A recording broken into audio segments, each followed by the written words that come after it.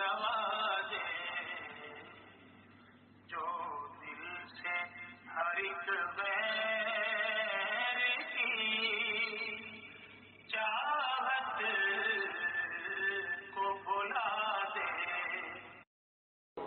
اسی طرح پھر اس کے بعد یہ کے بعد دیگر صحابہ نکلتے رہے، لوگ ان کو مارتے تھے، پریشان کرتے تھے، مال ان کا چھین لیتے تھے۔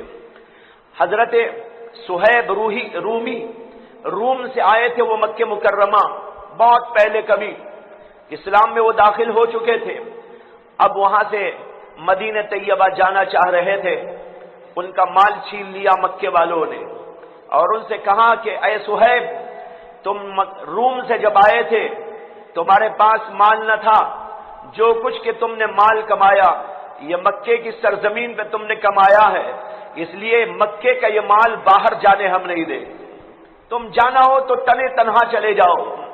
چنانچہ حضرت صہیب رومی نے سارا مال انہی کے حوالے کر دیا اور نہتے وہاں سے نکل کر صرف اس لباس پر جو ان کے جسم مبارک پر تھا تنے تنہا وہاں سے تشریف لے گئے۔ ایسے حالات کے اندر حضرات صحابہ کوچ کر رہے تھے، کوئی اپنے بچوں کے ساتھ، کوئی اپنی بیوی کے ساتھ، کوئی خاندان کے اور لوگوں کے ساتھ، اور کوئی تنہا اور کوئی دو چار افراد مل کر۔ حضرت عمر نے بھی وہاں سے کوچ کیا اور ان کے ساتھ کئی افراد شامل ہو گئے تھے، اور اس طریقے پر یکے بعد دیگرے مکہ مکرمہ ان صحابہ کرام سے خالی ہونے لگا اور ان کے گھروں پہ تالے پڑے ہوئے ہیں، ویرانی نظر آ رہی ہے۔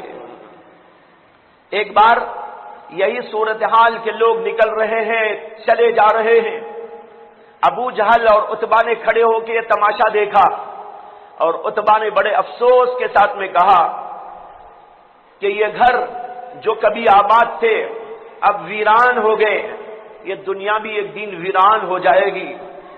لیکن ابو جہل کہنے لگا یہ سارا فساد جو یہاں مکے میں پیدا ہوا ہے یہ ہمارے ہی اس محمد کی وجہ سے ہوا ہے، اسی نے تفریق ڈال دی ہے، اسی نے ایسا کر دیا ہے۔ حضور اقدس صلی اللہ علیہ وسلم کو برا بھلا کہنے لگا۔ بہرحال یہ صورتحال پیدا ہو گئی، مکے کے گلی کوچوں میں ویرانی نظر آنے لگی، صحابہ منتقل ہو کر چلے گئے، اخیر میں صرف اور صرف 3 افراد مکہ مکرمہ میں باقی رہ گئے۔ ایک محمد الرسول اللہ صلی اللہ علیہ وسلم، دوسرے حضرت ابو بکر صدیق رضی اللہ تعالی عنہ، اور تیسرے حضرت علی کرم اللہ تعالی وجہہ۔ اور کچھ لوگ تھے جو کافروں کے پنجے میں تھے، ان کو نکلنے کی طاقت نہ تھی، نکلنے کی سکت نہ تھی، وہ وہاں سے کوچ کر کے جا نہیں سکتے تھے، اس لیے کہ ان کے اوپر روب داب وہاں کے کفار کا قائم تھا۔ ایسے لوگوں کو قرآن کریم نے مستضعفین کہا ہے، یعنی کمزور لوگ جو وہاں سے نکل کے جا نہیں سکتے تھے، جن کے پاس طاقت تھی، کچھ پوزیشن تھی، وہ تو چلے گئے اور جواب دے کے چلے گئے، مال کو لات مار کے چلے گئے، خاندان کو لات مار کے چلے گئے۔ لیکن کچھ ایسے بھی ضعیف اور کمزور لوگ تھے جن میں کچھ عورتیں بھی تھی، جن میں کچھ مرد بھی تھے اور ان کے اندر کچھ بچے بھی تھے، وہ جا نہیں سکتے تھے۔ حضرت ابن عباس رضی اللہ عنہ بھی انہی مستضعفین میں تھے جو جا نہیں سکے تھے۔ تو ایسے کچھ لوگ تھے، ان چند لوگوں کو چھوڑ دینے کے بعد سارا مکہ مسلمانوں سے خالی ہو گیا۔ اب رہ گئے تو صرف یہ 3 حضرات محمد الرسول اللہ صلی اللہ علیہ وسلم اس انتظار میں ہے کہ اللہ کا جب تک خاص حکم آپ کے لیے نہیں آئے گا آپ کو وہاں سے نکلنے کی اجازت نہیں۔ نبی کے لیے خاص پیغام آنا ضروری ہے۔ اللہ نے آپ کو حکم دے دیا تھا صحابہ کو اجازت دے دو، جو جانا چاہتے ہیں چلے جائیں، لیکن اللہ کے نبی کے لیے ابھی تک اجازت نہیں دی، اسی آپ وہی موجود تھے۔ حضرت علی آپ کے خادم تھے، وہ آپ کے ساتھ لگے رہتے تھے، اور تیسرے حضرت ابو بکر صدیق کہ انہوں نے اللہ کے نبی سے پہلے ہی اجازت لے لی تھی کہ اے اللہ کے نبی جب آپ ہجرت کریں گے تبھی میں آپ کے ساتھ میں ہجرت کروں۔ یہ 3 کو چھوڑ کر سب چلے گئے۔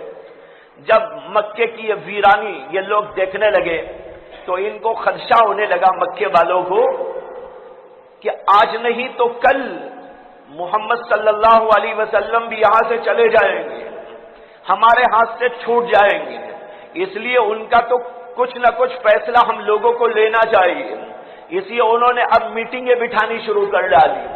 چنانچہ ایک دفعہ دار الندوہ نامی ایک مکان میں جو مشورے ہی کے لیے بنایا گیا تھا، دار المشورہ تھا وہ، جہاں یہ کافر لوگ اپنے معاملات میں مشورہ کرنے کے لیے بیٹھا کرتے تھے، اور یہ بنایا تھا گھر قصی ابن کلاب نے بہت پہلے، یعنی حضور اقدس صلی اللہ علیہ وسلم کے دنیا میں تشریف لانے سے پہلے ہی بنا ہوا تھا۔ یہ کافر لوگ اپنے خصوصی مشورے وہاں پر کیا کرتے تھے۔ آج اسی گھر کے اندر پھر جمع ہو گئے سارے جتنے گرو گھنٹال تھے اور ان کے سردار کہلاتے تھے، یا کوئی پوزیشن ان کو دی، یا مکہ مکرمہ کی کوئی ذمہ داری ان کے سپرد تھی، ایسے سارے لوگ وہاں پر جمع ہو گئے۔ ان میں ابو جہل بھی تھا، عتبہ بھی تھا، شیبہ بھی تھا، اور بھی بہت سارے لوگ تھے۔ یہ سارے لوگ اس لیے جمع ہو گئے کہ اب کوئی نہ کوئی فیصلہ کن موڈ پہ ہم لوگوں کو آنا ہے اور فیصلہ کر دینا ہے۔ چنانچہ مشورے میں جمع ہو گئے۔ جب جمع ہو کر یہ لوگ مشورہ شروع کرنا چاہ رہے تھے تو دروازے پہ ایک بوڑھے کو دیکھا کہ وہ آ کے کھڑا ہوا ہے اور کہتا ہے مجھے بھی آنے کی اجازت ہے۔ لوگوں نے کہا بھائی تم کون ہو؟ کہا کہ میں نجد کا رہنے والا ایک ضعیف اور کمزور ہوں، میں نے سنا تمہارا مشورہ ہونے والا ہے، اس لیے آ گیا ہوں تاکہ تم کو کوئی مشورہ اچھا میری طرف سے ہو سکتا ہے تو وہ میں دے دوں۔ لوگوں نے کہا بھائی تجربے کار بڈھا معلوم ہوتا ہے، آ جائے یہ بھی۔ چنانچہ اس کو بھی اندر آنے کی اجازت دے دی گئی۔ وہ اصل میں شیطان تھا۔ شیطان ایک بوڑھے کی شکل میں آیا اور اجازت لیا، انہوں نے اجازت دے دی، وہ بھی اندر آ کے بیٹھ گیا مشورے میں۔ اب مشورہ شروع ہوا اور کہا کہ دیکھو محمد صلی اللہ علیہ وسلم کا معاملہ ایسا ہے کہ ان کے تمام ساتھی یہاں سے کوچ کر کے چلے گئے، اور اب اندیشہ یہ ہے کہ یہ بھی آج نہیں تو کل کبھی چلے جائیں گے، اور جب یہ چلے جائیں گے تو ہمارے ہاتھ سے نکل جائیں گے، اس لیے کوئی نہ کوئی بات ایسی کرنی چاہیے آج جو فیصلہ کن ہو۔ اس لیے اپنا اپنا مشورہ پیش کرو کہ کیا کرنا چاہیے۔ تو ایک مشورہ بعض لوگوں نے یہ دیا کہ ایسا کریں کہ محمد صلی اللہ علیہ وسلم کو پکڑ کر قید خانے میں ڈال دے، یعنی کسی گھر میں اس زمانے میں قید خانے الگ تو نہیں ہوتے تھے۔ قید خانہ سب سے پہلے جنہوں نے بنایا دنیا کے اندر وہ حضرت عمر بن خطاب رضی اللہ تعالیٰ عنہ ہے۔ اس سے پہلے قید خانہ نامی کوئی جگہ نہیں ہوتی تھی، بس کسی کو قید کرنا ہوتا تو کہیں بھی قید کر دیتے کسی بھی گھر کے اندر، لیکن مستقل ایک قید خانہ جیل جس کو کہتے ہیں، اس کو دنیا میں سب سے پہلے بنانے والے حضرت عمر بن خطاب ہیں۔ حضرت عمر بن خطاب نے 50 چیزیں دنیا کے اندر ایجاد کیے، بہت سارے نظام دنیا کے اندر انہوں نے ہی قائم کیے تھے، لیکن ہمارے مسلمانوں کو پتہ ہی نہیں ہے۔ وہ سمجھ رہے کہ شاید دنیا کا یہ پورا نظام انگریزوں نے بنایا ہے، دنیا کا یہ پورا نظام کافروں نے بنایا ہے۔ بھائیوں تاریخ پڑھو، اسلامی تاریخ پڑھو، اپنے بزرگوں کی تاریخ پڑھو، اندلس کی تاریخ پڑھو، صحابہ کی تاریخ پڑھو۔ اس تاریخ کے پڑھنے سے آپ کو پتہ چلے گا کہ مسلمانوں نے اس دنیا کو اس طرح آباد کرنے میں کتنا بڑا اپنا حصہ لگایا۔ اس کے لیے وقت نہیں کہ اب میں اس موضوع پر گفتگو کروں، بہرحال اشارہ دیا میں نے۔ سب سے پہلے حضرت عمر رضی اللہ عنہ نے قید خانہ وہ جیل خانہ دنیا میں تیار کیا تھا تاکہ جس کو سزا دینی ہو وہاں لے جا کے رکھا جائے۔ بہرحال ان لوگوں نے کہا کہ محمد صلی اللہ علیہ وسلم کو، وہ تو صلی اللہ علیہ وسلم نہیں کہتے تھے، یہ میں کہہ رہا ہوں اور آپ کو بھی کہنا چاہیے، جب اللہ کے نبی علیہ السلام کا اسم گرامی آئے صلی اللہ علیہ وسلم، بڑی عقیدت کے ساتھ، بڑی محبت کے ساتھ، دل کی گہرائیوں کے ساتھ پڑھنا چاہیے۔ حدیث میں آتا ہے کہ فرمایا اللہ کے نبی علیہ الصلوۃ والسلام نے کہ جو آدمی میرے اوپر ایک دفعہ درود بھیجتا ہے اللہ اس کے اوپر 10 دفعہ رحمتیں نازل فرماتے ہیں۔ تو بہرحال انہوں نے کہا کہ قید خانے میں ڈال دو۔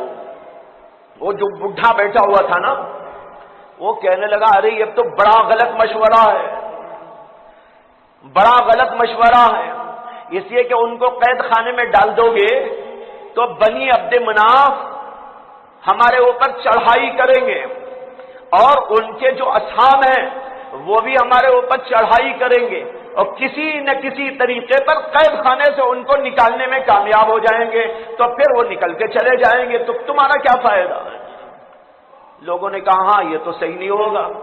پھر کسی نے مشورہ دیا کہ ایسا کرتے ہیں کہ ان کو قتل کر دیں گے۔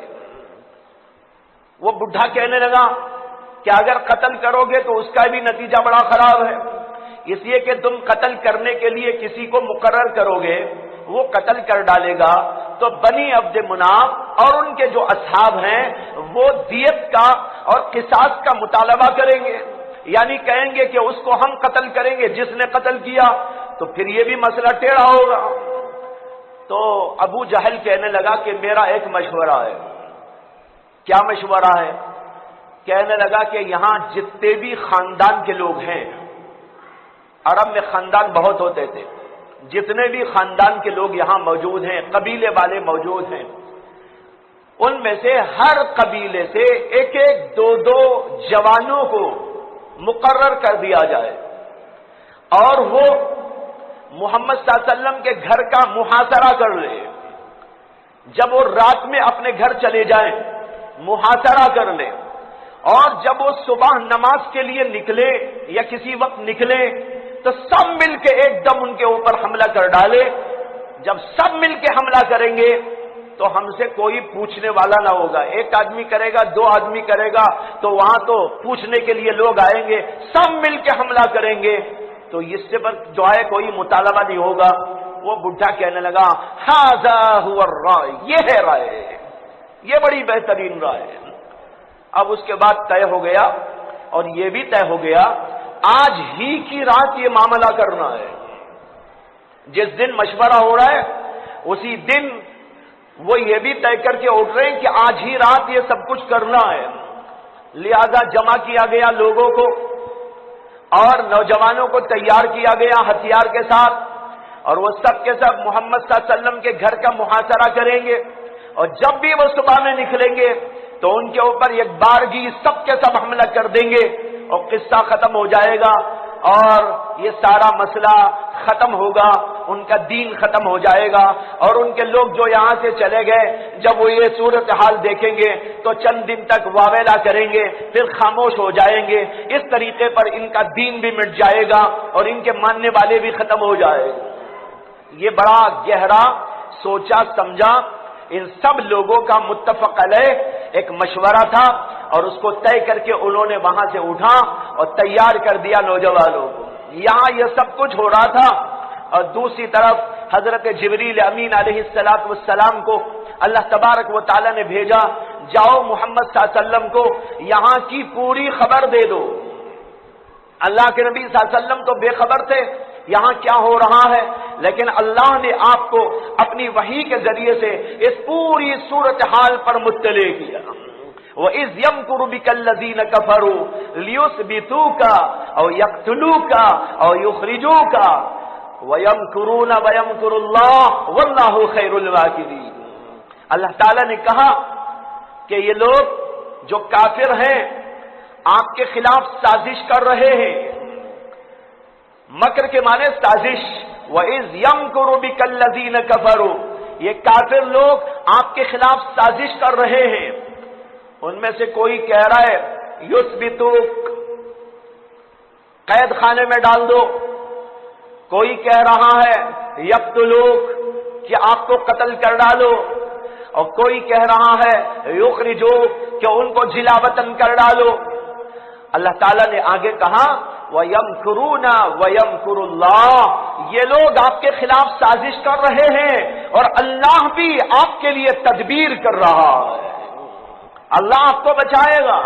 یہ لوگ تو آپ کے ساتھ یہ کرنے کے لیے تیار، لیکن آپ کو گھبرانے کی کوئی ضرورت نہیں ہے، پریشان ہونے کی کوئی ضرورت نہیں ہے، اللہ آپ کے لیے تدبیر کر رہا ہے، واللہ خیر الماکرین، اور اللہ تمام کے تمام تدبیر کرنے والوں میں سب سے اچھا تدبیر کرنے والا ہے۔ اس سے بڑا کارساز کون؟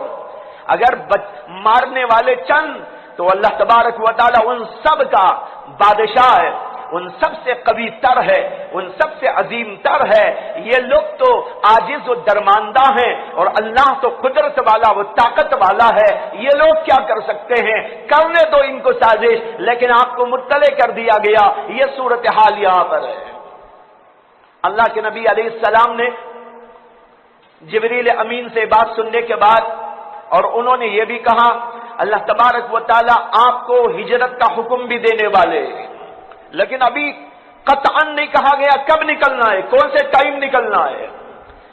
اللہ کے نبی علیہ السلام نے سننے کے بعد رخ کیا، دوپہر کا وقت تھا۔ عام طور پر دوپہری کے وقت میں اللہ کے نبی علیہ السلام اپنے گھر ہی میں ہوتے تھے اور باہر نہیں نکلا کرتے تھے، لیکن آج دوپہری کے وقت میں جبکہ سورج کی شعاعیں تیز تھی، اللہ کے نبی علیہ السلام حضرت ابو بکر صدیق رضی اللہ عنہ کے گھر پہنچ گئے۔ حضرت عائشہ صدیقہ اس کی راویہ ہیں، اور اس وقت تک حضرت عائشہ صدیقہ کا حضور اقدس صلی اللہ علیہ وسلم سے نکاح نہیں ہوا تھا۔ وہ کہتی ہیں کہ اللہ کے نبی علیہ السلام ہمارے ہاں روزانہ تشریف لایا کرتے تھے، لیکن آج بے وقت آ گئے، یہ وقت آنے کا آپ کا نہیں تھا۔ حضرت ابو بکر صدیق رضی اللہ عنہ نے جب دیکھا اللہ کے نبی علیہ السلام بے وقت آئے ہیں، وہ سمجھ گئے کہ کوئی خاص مسئلہ ہے، کوئی خاص بات ہے، اسی لیے بے وقت آج تشریف لائے۔ دروازہ کھولا، اللہ کے نبی تشریف لائے، آنے کے بعد میں یہ پوری بات بتائی کہ ابو بکر ہم کو حکم ہونے والا ہے ہجرت کرنے کا، اور یہ لوگ اس طرح سازش کر رہے ہیں، اللہ نے مجھ کو اس بات کی اطلاع دی ہے، لیکن کب جانا ہے یہ ابھی طے نہیں، لیکن تم ہر وقت تیار رہنا۔ حضرت ابو بکر صدیق رضی اللہ تعالیٰ عنہ نے کہا کہ یا رسول اللہ میں بھی تو چلوں گا آپ کے ساتھ۔ اللہ کے نبی نے کہا ہاں ہاں تم کو بھی میرے ساتھ میں چلنا ہے۔ حضرت عائشہ کہتی ہیں کہ یہ سنتے ہی حضرت ابو بکر صدیق زار و قطار رونے لگے۔ حضرت عائشہ کہتی ہیں اس سے پہلے تو مجھے پتا نہیں تھا، آج پتا چلا کہ آدمی کو خوشی سے بھی رونا آتا ہے۔ حضرت عائشہ کہتی ہیں اب تک تو مجھے پتا نہ تھا، لیکن آج پتا چلا کہ خوشی سے بھی رونا آتا ہے۔ حضرت ابو بکر کو بے پناہ خوشی ہوئی ہے کہ اللہ کے نبی صلی اللہ علیہ وسلم نے مجھے اپنے ساتھ میں لیا ہے۔ چنانچہ اس کے بعد بات طے ہو گئی۔ حضرت ابو بکر صدیق نے کہا کہ میرے پاس 2 اونٹ موجود ہیں، ایک آپ لے لیں جو آپ کو پسند ہے، اور میں ایک لے لوں گا۔ اللہ کے نبی صلی اللہ علیہ وسلم نے فرمایا کہ نہیں، میں اس کی قیمت دے کے لوں گا۔ حضرت ابو بکر صدیق نے فرمایا جیسے آپ کی مرضی ہو، میں نے تو پیشکش کر دی، لیکن اگر آپ قیمت دینا چاہتے ہیں تو مجھے انکار نہیں۔ کیوں اللہ کے نبی نے قیمت دینے کے لیے فیصلہ کیا؟ اس لیے کہ یہ بہت بڑی ایک عبادت تھی ہجرت۔ اللہ کے نبی چاہتے تھے اس ہجرت کے اندر میرا ہی مال لگے، کسی اور کا مال نہیں۔ چنانچہ بات طے ہو گئی، اللہ کے نبی علیہ السلام اپنے گھر تشریف لے گئے۔ پھر شام میں اپنے وقت پر حضرت علی رضی اللہ عنہ کے ساتھ اپنے مکان کے اندر تھے، وہاں پر جبریل امین علیہ السلام تشریف لائے اور کہا اللہ نے آپ کو حکم دیا ہے کہ ابھی آپ کو رات ہی رات ہجرت کرنا ہے، یہاں سے نکل جانا ہے، لیکن آپ کے گھر کے اطراف کافر لوگوں نے محاصرہ کر رکھا ہے۔ اللہ کے نبی گھر میں آنے کے بعد کافر لوگوں نے محاصرہ کر لیا تھا، چاروں طرف سے گھراؤ کر لیا تھا، اور ہتھیار کے ساتھ وہاں پر کھڑے ہوئے تھے، اور یہ طے تھا باہر جو ہی نکلیں گے ہم ختم کر دیں گے وہ۔ ایسے وقت میں جبریل آ کر کہہ رہے ہیں کہ کہ اللہ کا آپ کو حکم آ گیا ہے کہ اب آپ کو نکلنا ہے۔ دیکھیے اللہ کی عجیب حکمت، اللہ چاہتے تو پہلے بھی بھیج دیتے۔ حضرت ابو بکر کے گھر جب گئے تو وہیں سے بھی اللہ کہہ دیتے چلے جاؤ، لیکن اللہ کو اپنی قدرت بھی دکھانا تھا، میں بڑی قدرت والا ہوں، بڑی طاقت والا ہوں۔ جب سارے لوگ سازش کرتے ہیں میں بچانے پہ آؤں تو کوئی اپنی سازش میں کامیاب نہیں ہو سکتا۔ اب گھیراؤ ہے، سب تاک رہے ہیں، جب نکلیں گے مار ڈالیں گے۔ اسی وقت جبریل کہہ رہے کہ اب آپ کو نکلنا ہے۔